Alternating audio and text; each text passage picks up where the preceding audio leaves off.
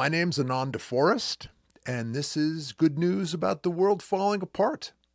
I've been a college instructor of history and anthropology for over 20 years, been in 12-step programs for over 25 years. I've followed a shamanic and spiritual path for 30 years, and I've been a dad to 3 kids for over 30 years. And really, what those 3 fields all have in common is consciousness and the evolution of consciousness. And that's really what I'm interested in talking about today, because the predominant consciousness on the planet is discouraging.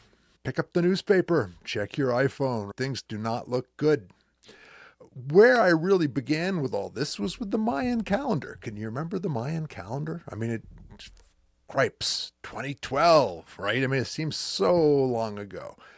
But starting back in 1987 with the harmonic convergence, right? That was 25 years before the Mayan calendar's ending.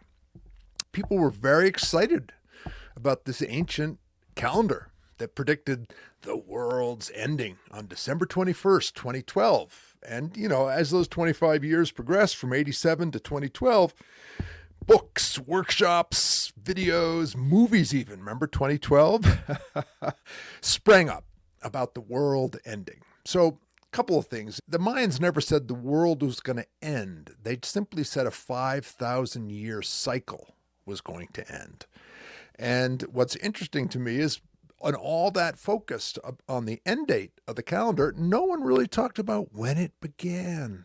What kind of cycle are we talking about ending here? The life cycle of a mayfly, a human being, an oak tree. What are we talking about? So I found an amazing book by Carl Kalaman called The Mayan Calendar and the Transformation of Consciousness. And he found that the Mayan calendar began around 3114 BCE, not around, in that year. And what's interesting is the other person who identified that date as the beginning date of the Mayan calendar was Jared Diamond, the guy who wrote Guns, Germs, and Steel. And he talks about the Mayan calendar in collapse when he's talking about the collapse of the Mayan civilization. So we have a period, right?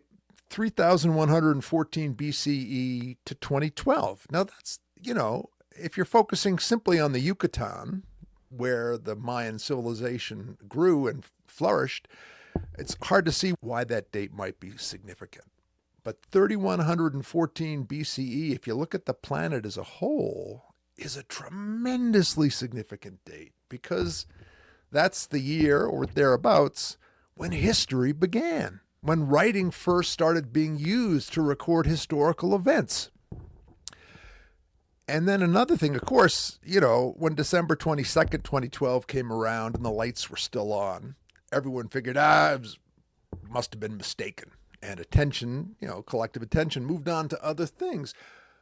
But something about that date stuck with me. And I began to think about it, 12/21/12. What if we look at it as a sell-by date?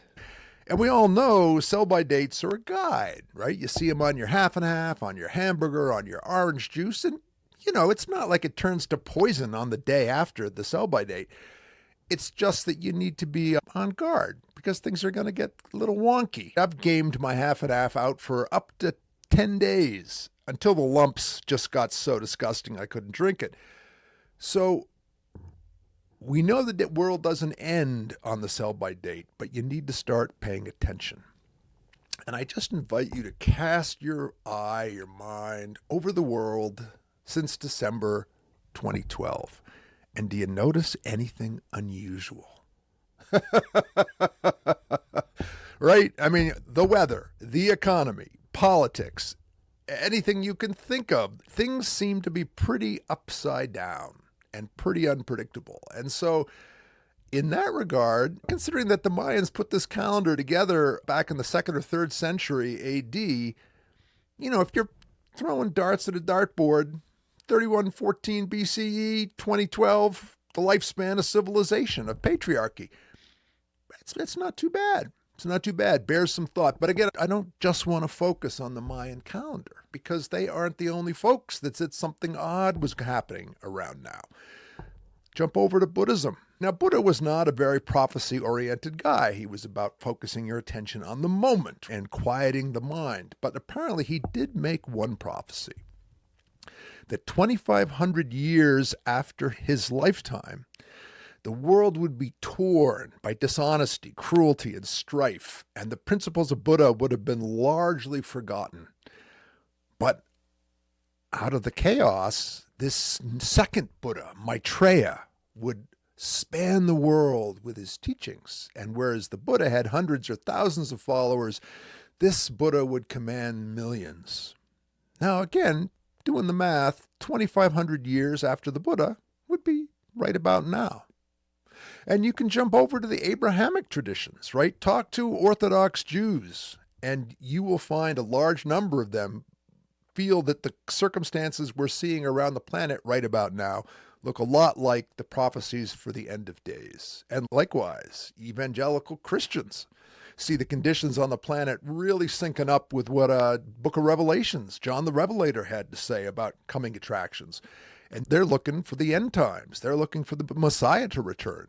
And then even over in Islam, those black flags that ISIS and Al-Qaeda have pertains to a specific prophecy in the Hadith, which are sayings attributed to Muhammad.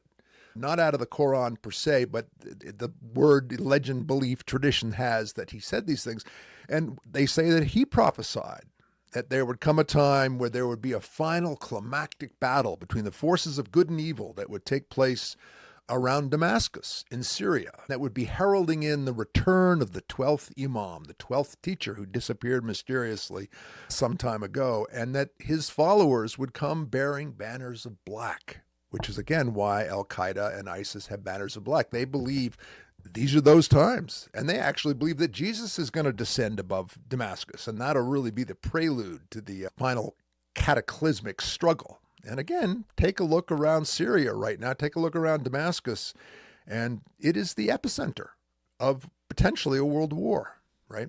But again, one more tradition, I'm not done. Astrology. And those of you who study astrology know that we've been in the Piscean age for the last 2,000 years. It began around the time of Christ and has been running for 2,000 years. And at some point right around now, although you can't get any astrologers to agree on the precise date, the age of Aquarius will begin, which will herald in a new level of consciousness around the world. Now, I don't want to get lost in any of these prophecies.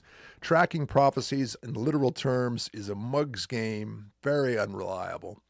But what interests me is that 6 different spiritual systems, ranging from the Mayans 2,000 years ago to the Buddhists 2,500 years ago, to astrologers, to Jews and Christians and Muslims, people who a lot of them never heard of each other, a lot of them weren't at the same time, are all calling for some kind of enormous world-changing shift in consciousness right about now.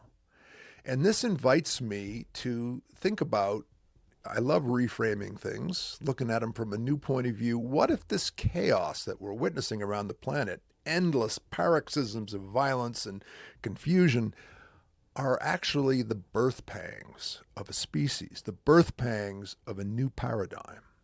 I remember when I was having kids, my wife wanted to have her coach to help her with the midwife.